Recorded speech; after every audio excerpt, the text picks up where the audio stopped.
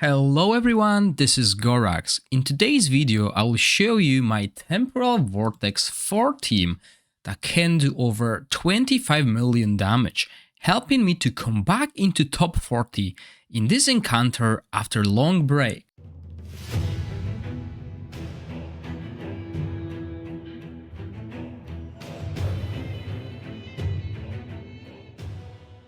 I still believe the best way in this season, Season 2, to get highest damage on the Temporal Vortex early on and also utilize Temporal Vortex heroes in different content is going for Ice Blast team.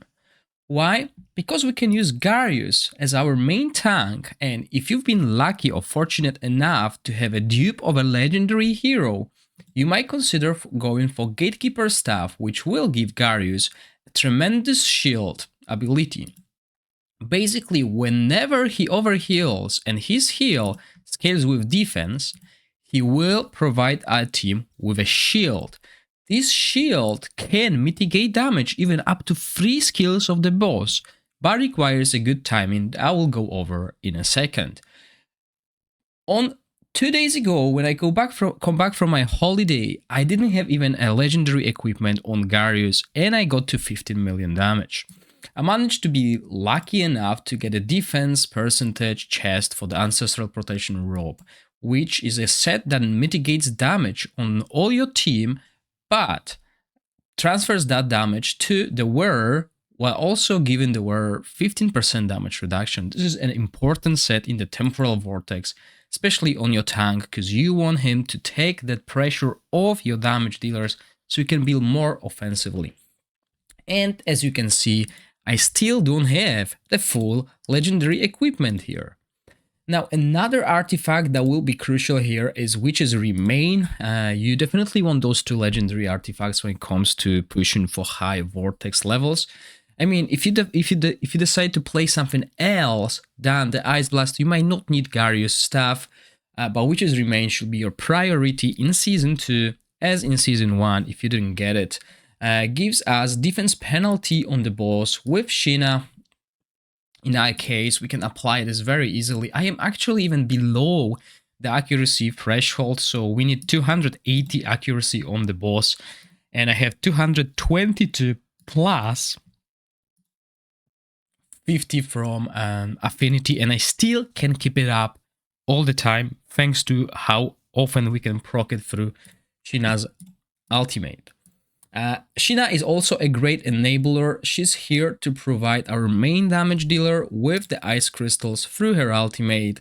She does not do too much damage in this build, so we're building her with accuracy and also attack. I'm not really worried about crit rate and crit damage, but since I've got a crit rate gloves, I went for it instead, and I can have up to 83% of crit rate with low crit damage because, again, I don't really have good positive runes. So my equipment, I did not farm it.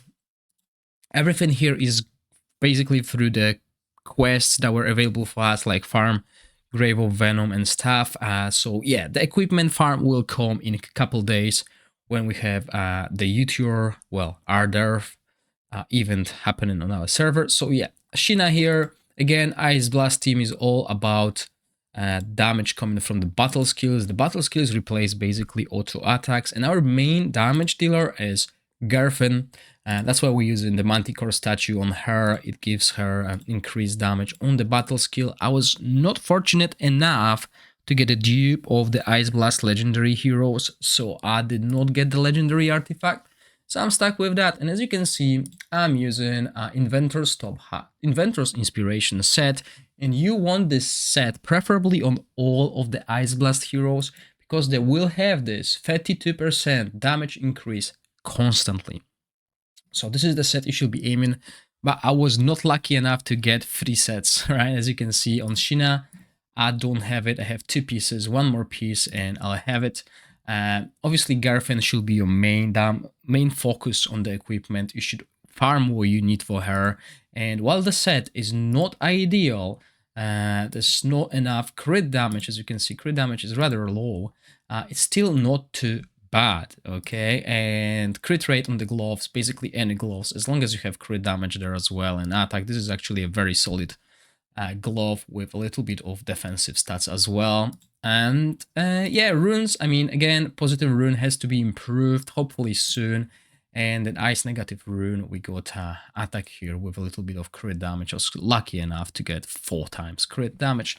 And she has 76% crit rate. She only needs 80%, similar to Tonalnin. Her battle skill will keep our crit rate up to 100 constantly because she will have so many ice crystals if you have Sheena. If you don't have Sheena, there's another option for you to choose. A replacement for Sheena would be Nord. It's a rare hero, so he's easy to skill, but he will not be as good as Sheena. So still able to get the ice crystals through his passive, but not as good. Obviously, you want to build attack speed him, so he can hit more often. Even with auto attacks, it works. If you don't have Garius, you might consider playing Asila. Maybe you've been lucky enough, and we'll see if Ardorf will replace Garius or someone else. If you've been lucky enough to get Beldel, she'll be better than Garfin. I haven't tried Garfin and Beldel, even in my Season 2 tests, but I think one or the other is what you really need, because you need this enabler. Unless maybe you got Sheena and you can work with both of them. But I haven't seen anyone actually using that. Usually it's either Beldel or Garfin. And you will see in Season 2 that this team will be constantly at the higher levels. There's one or maybe 2 teams that can out-damage it, but I think it's even harder to build them compared to the Ice Blast team. Because this Ice Blast team is not even having the Beldel with exclusive weapon. And then I have Bledin. The artifact here is optional. I went for attack to boost the attack of him and Sheena, but we could also go for the Eyeball of the Giant. I mean, it's gonna boost the damage of the ultimate, which is not our main source of damage. But you can see it gives a little bit more extra attack for him. But since I want to boost damage of 2 heroes, that's what I'm using. But going for the Eyeball of the Giant is also a good choice. You could go even for something like this to increase his crit rate. The shield will be there constantly as well, most of the time, and you want crit rate on Bledin. I mean, Bledin is also able to enable the ice crystals on the hero. When he crits, he's got a 20% chance, so he will be there, but with Sheena we got enough to do. And again, you want this set with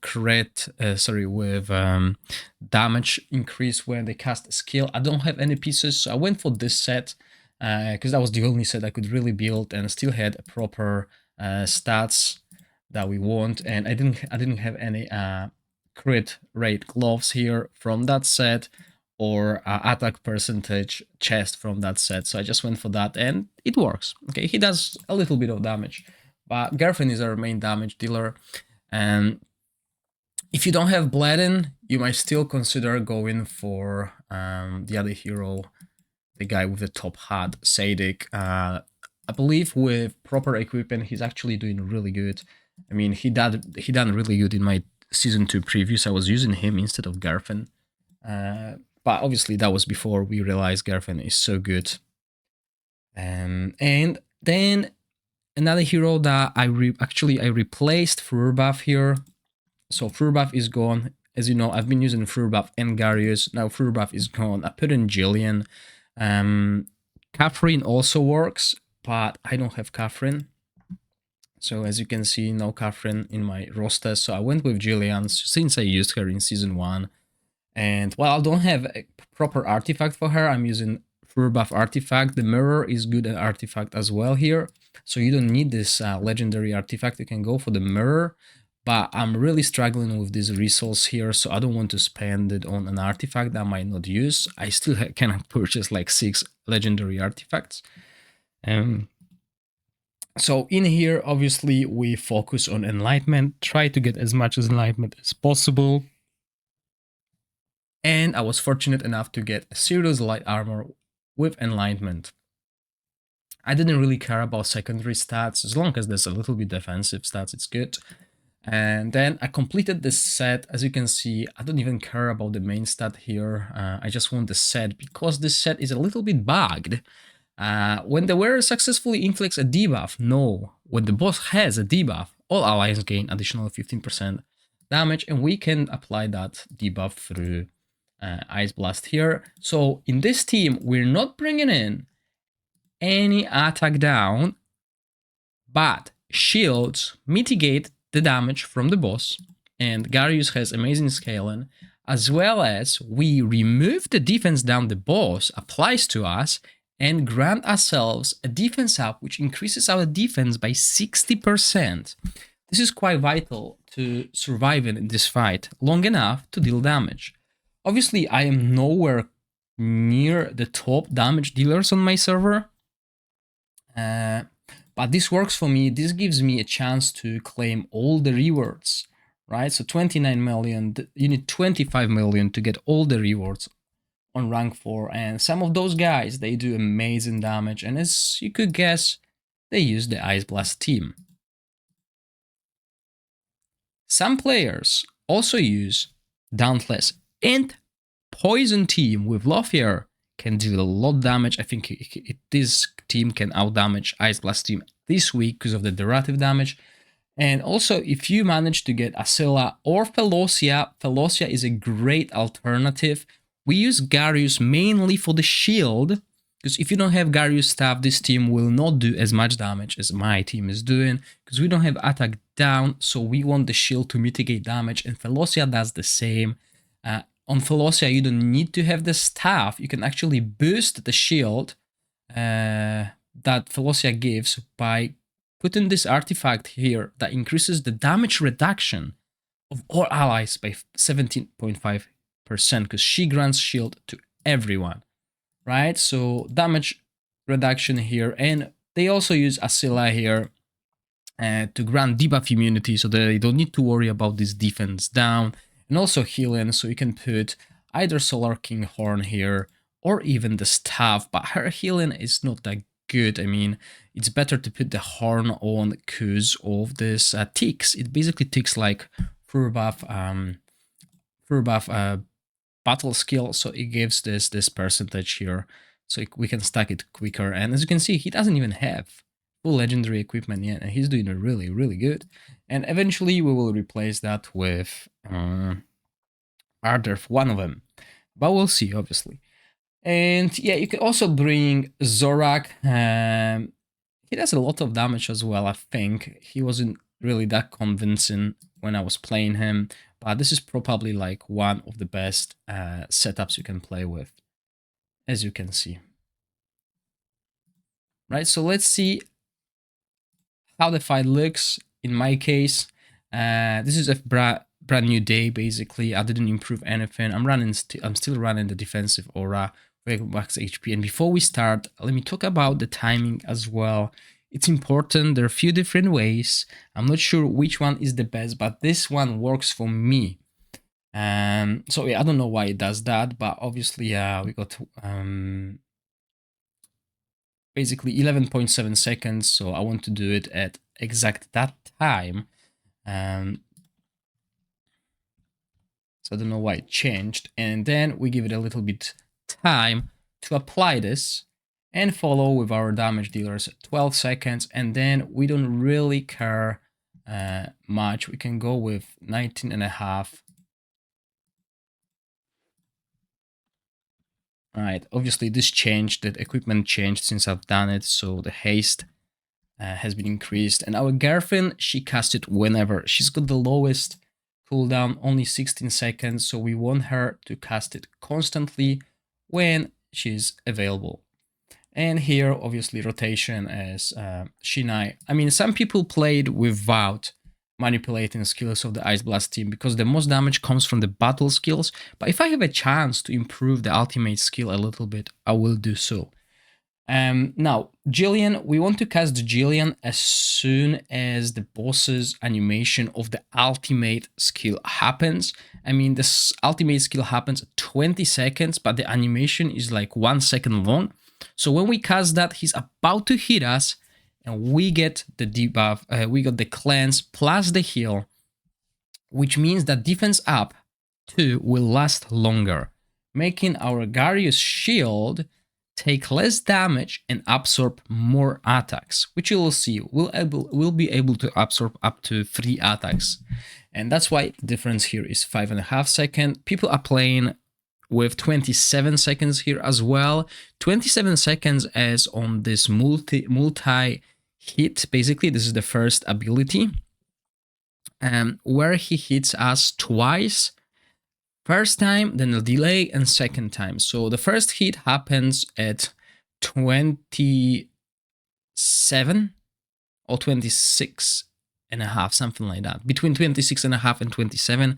And then the other one. So if you put it at 27, you're going to heal between the first and second hit. I've put it at 26 and a half because this ensures my damage dealers survive. Because in few rounds they were dying, okay? So the first attack killed Garfin, and those 2 survived. I don't want that. I want 3 of them to survive, even if it means, you know, changing the time in here. So yeah, let's see how this fight plays out.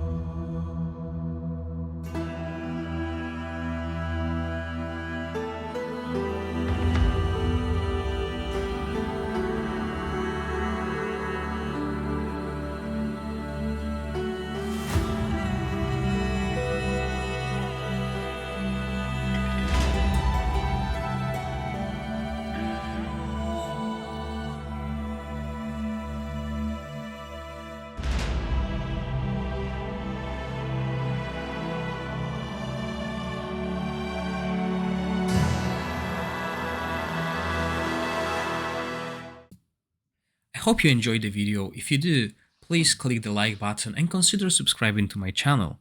As always, thank you for watching, stay safe, bye!